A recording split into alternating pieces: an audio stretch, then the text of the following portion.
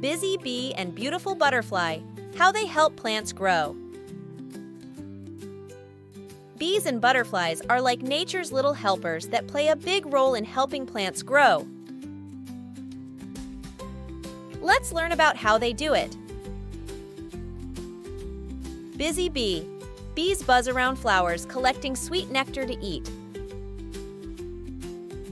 As they move from flower to flower, they accidentally pick up pollen on their fuzzy bodies.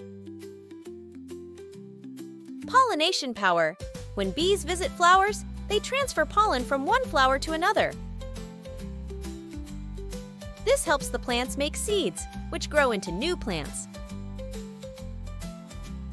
It's like bees are nature's delivery workers, bringing pollen from flower to flower. Beautiful butterfly. Butterflies flutter from flower to flower, sipping nectar through their long, straw-like mouthparts. Just like bees, they also pick up pollen on their bodies as they feed. Spreading seeds. Butterflies help plants grow by spreading pollen and also by laying their eggs on plants. When the eggs hatch into caterpillars, they eat the leaves of the plants, but this helps the plants grow stronger and healthier.